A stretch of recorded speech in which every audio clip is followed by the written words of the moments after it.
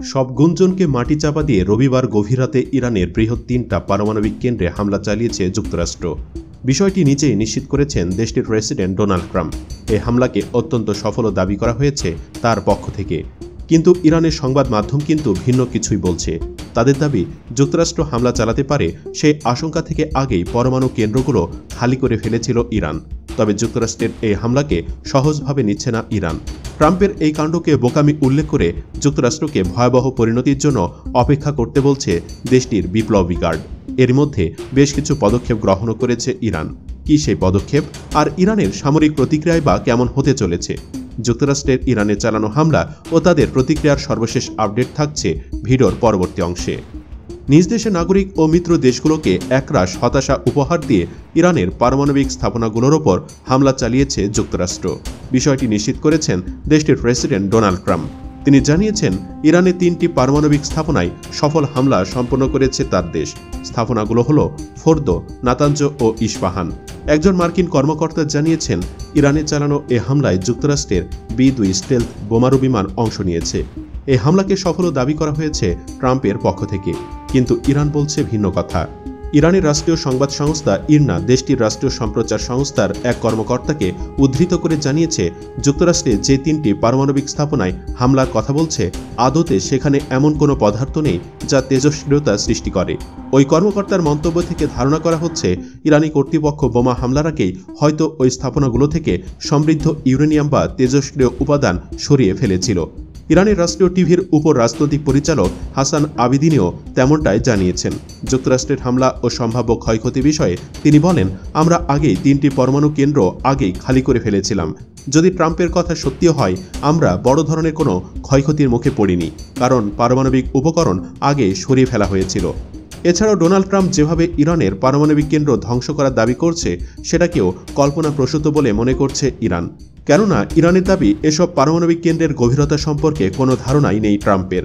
এর কাছাকাছি পৌঁছানো যুক্তরাষ্ট্রের সীমার বাহিরে বলেও মন্তব্য করেছেন দেশটির এক শীর্ষ কর্মকর্তা।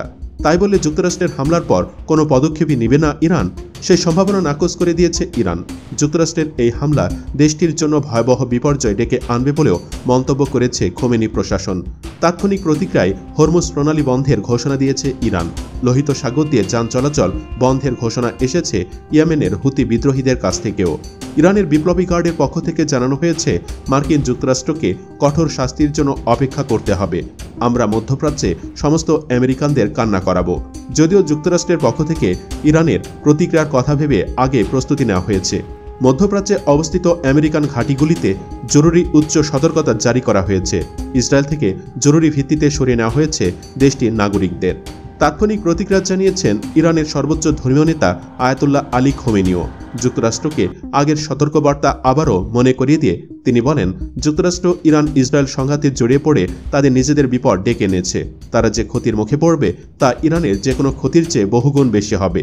ট্রাম্প 3টি পরমাণু কেন্দ্র ধ্বংসের দাবি করলেও ইরানের আধা সরকারি সংবাদ সংস্থা তাসনিমের খবরে বলা হয়েছে, কোম প্রদেশের একজন কর্মকর্তা জানিয়েছেন যে ফোর্দো পারমাণবিক স্থাপনার একটি অংশে বিমান হামলা হয়েছে। কোমের প্রাদেশিক দুর্যোগ ব্যবস্থাপনা সদর দপ্তরের মুখপাত্র মোর্তেজা হেইদারিকে উদ্ধৃত করে প্রতিবেদনে বলা হয়েছে, কয়েক ঘন্টা আগে শত্রুর লক্ষ্যবস্তু শনাক্ত করে কোমের আকাশ প্রতিরক্ষা ব্যবস্থা সক্রিয় হওয়ার পর ফোর্দো পারমাণবিক স্থাপনার একটি অংশ শত্রু বিমান হামলার শিকার হয়েছে। পরিস্থিতি বিবেচনায় পদক্ষেপ নিয়েছে ইসরায়েলও। জানা গেছে, মার্কিন বিমান বাহিনীকে ইরানের পারমাণবিক স্থাপনায় পৌঁছানোর সুযোগ করে দিতে ইসরায়েলি বিমান বাহিনী দক্ষিণে ইরানি প্রতিরক্ষা ব্যবস্থায় আক্রমণ করেছিল, তাই আলাদা প্রস্তুতি নিচ্ছে তারাও। ইসরায়েল ডিফেন্স ফোর্সেস IDF জানিয়েছে, সামরিক ও নিরাপত্তাজনিত কারণে দেশজুড়ে জনসাধারণের ওপর আরোপিত বিধিনিষেধ আরও কঠোর করা হয়েছে। এটি ইরানের পাল্টা প্রতিক্রিয়ার আশঙ্কার প্রেক্ষাপটে নেওয়া পদক্ষেপ হতে পারে বলে ধারণা করা হচ্ছে। শুধু যুক্তরাষ্ট্র কিংবা ইসরায়েলই নয়, যুক্তরাষ্ট্রের এই হামলার পর পুরো মধ্যপ্রাচ্য জুড়ে যুদ্ধের দামামা বেজে উঠবে বলে মনে করা হচ্ছে। আরব দেশগুলো এখন চাইলেও নিজেদের যুদ্ধ থেকে রক্ষা করতে পারবে না। এমনকি এই যুদ্ধে পারমাণবিক বোমার ব্যবহারও উন্মুক্ত হয়ে গেছে বলে ধারণা করা হচ্ছে। ইরানের প্রতিক্রিয়া কতটা ভয়াবহ হবে বলে মনে হচ্ছে আপনাদের কাছে? কমেন্ট বক্সে জানিয়ে দিন মন্তব্য। ধন্যবাদ।